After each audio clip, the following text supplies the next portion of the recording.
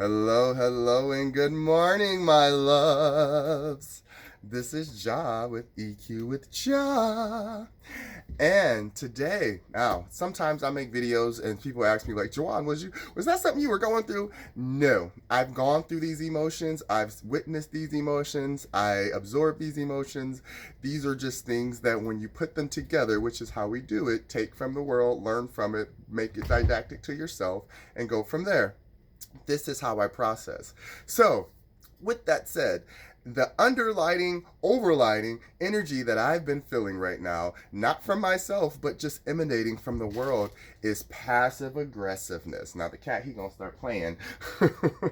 I'm like, go play over there. They always want to wait right until the video starts to start doing something near you, right? Anywho, it's passive aggressiveness. Now, I like to break these words down because it's not just passive aggressive is this term, because now it's a visual. When you put these words together, there you make a visual and people stop there. This is what it looks like. And sometimes what people perceive as passive aggressiveness can actually be passion as well. Okay? So remember, to be passive, you're allowing something to happen. There is no good or bad attached to it. Passive is just permeability or a different level or receptivity. You accept. In that moment of passiveness is your moment of choice to say, am I allowing this to happen to me because I know it's going to be good for the overall, or am I allowing this to happen to me because I don't know how to speak up for myself?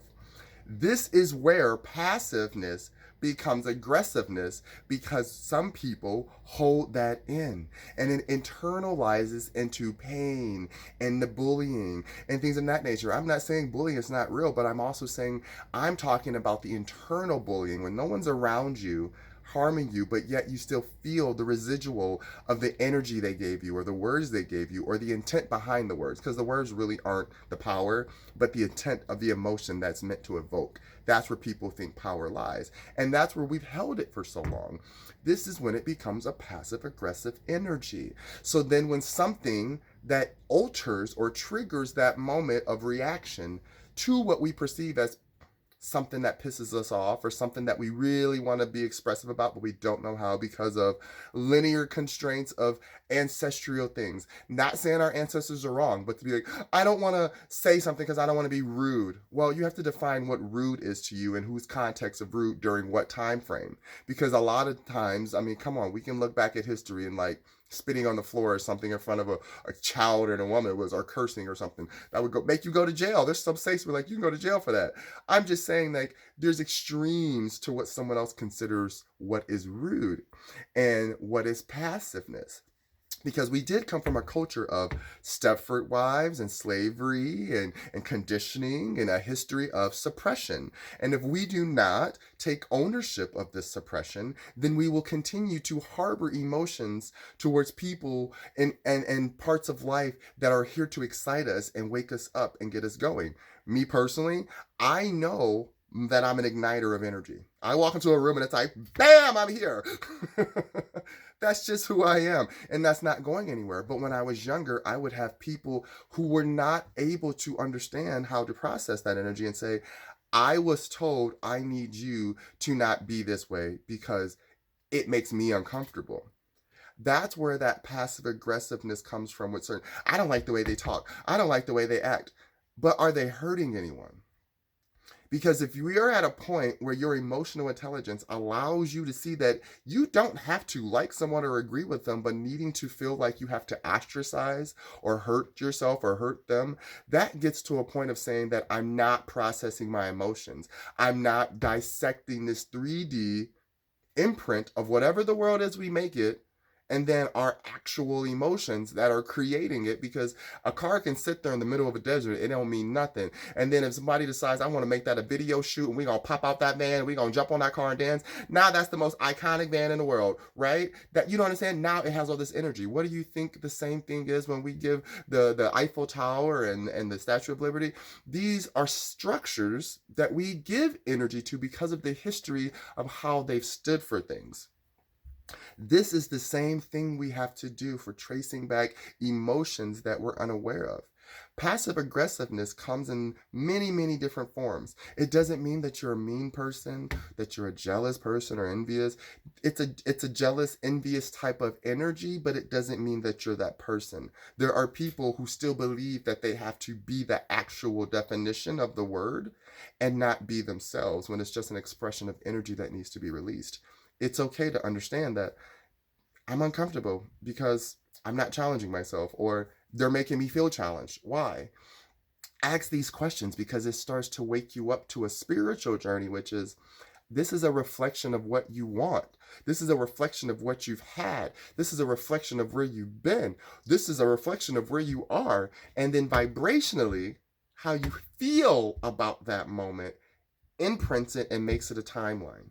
That's where I say if you're not healing unhealed timelines, regardless of how much pain it was, love, there's going to be a lot of things that are painful, but you don't let the thorn grow underneath the skin. You pull it out when you still see that it's able to be pulled out. Because after that point, you're going to have to get surgery, which makes it harder. And that's part of it. There's going to be things where you're going to have to willingly go under the knife of your own self introspection, and just cut it open and then go back in. You have to dig because now, tissues and arteries and growing around. And now you got to be a little safer with it.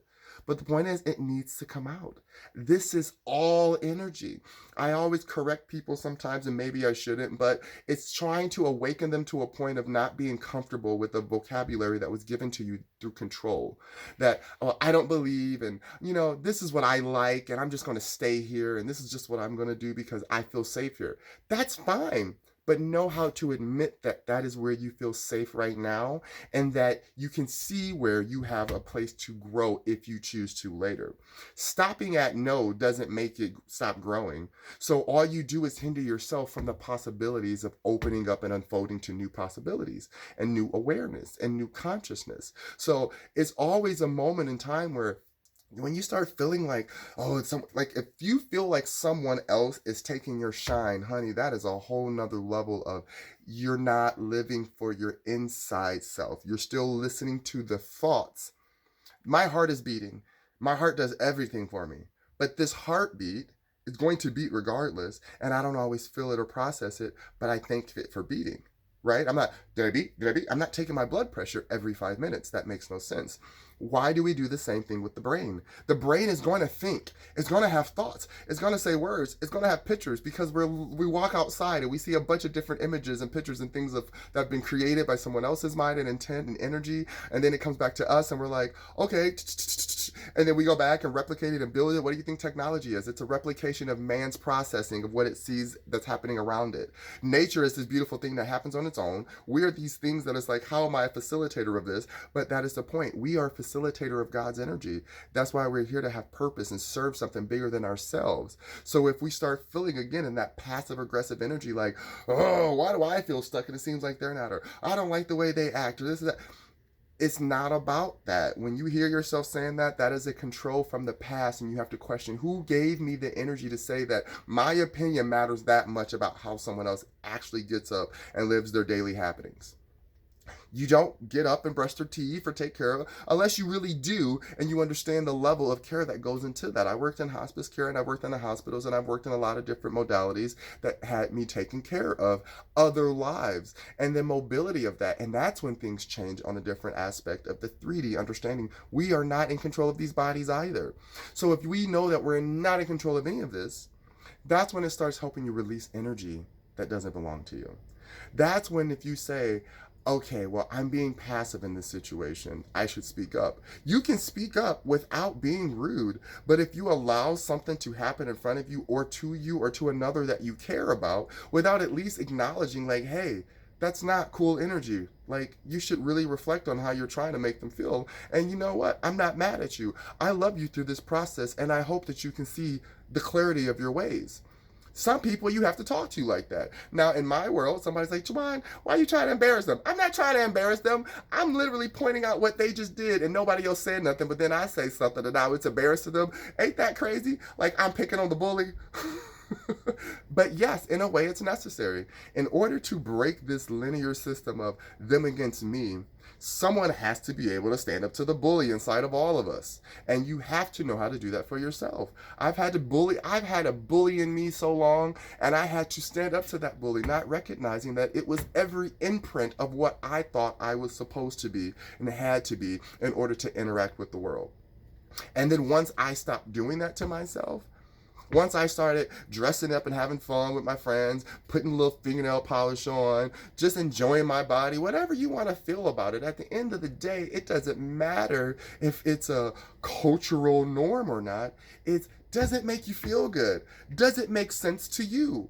Are you hurting anything besides yourself from suppressing your emotions and not letting yourself express what you truly want in this moment in time? How old and what age do you have to be to decide what I want is now and how I want it looks like this?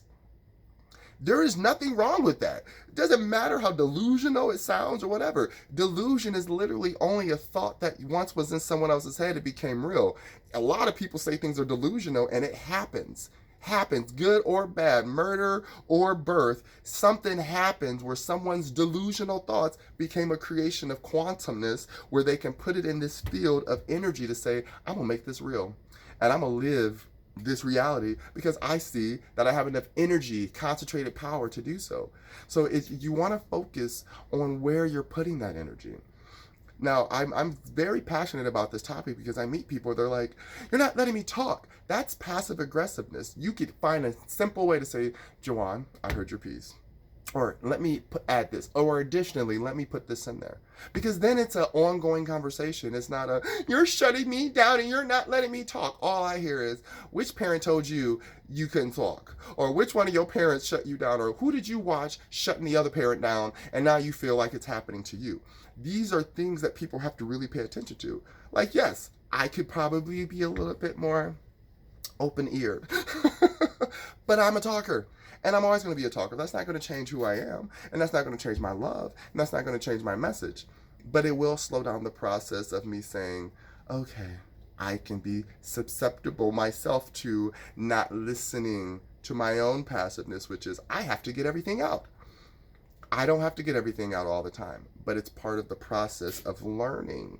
And that's why as I talk to you guys, I learn more about myself just as much as anything else through what I'm trying to give back. You know what I mean? I'm learning that in my strength, silence is key as well. So in my daily life, I try to practice that. If you're going to come talk to me one-on-one, oh, you're going to get your ear talked off, period. But in my daily life, I stay in my stoicism of silence because that's where my seed grows. That's where I get to learn my loves and my wants and where my body is really saying, I feel comfortable with this. I'm happy here. And Mochi knows, look at him. Ain't that right, baby? He's my baby. The point of all of this is come back to yourself and say what you need to say now before you create new generations and timelines of passive aggressive energy that does not belong to us. The history of our world in America and everywhere else in the world has laid upon the passive aggressiveness of our history. No longer can we say because of religion or culture base or this, if my culture, we don't do this. No, baby. We are one race, which is the human race, and we have these emotions that we have to process them properly, and let it be known. Hey, I had an outburst. I apologize for that, but I just didn't know what to do with that energy. It's better than walking away mad and then you transfer that energy into your cells, and then it becomes this pent-up aggression that becomes anxiety and stress and cancers and burstful triggers to people you love who don't deserve it, and then they get imprinted with that energy and not know why. All right? I love you guys. Soak it in, absorb it in, do whatever you want with it. Just make sure you stay moisturized. All right, I love you, besos. Have a wonderful new day. Mwah.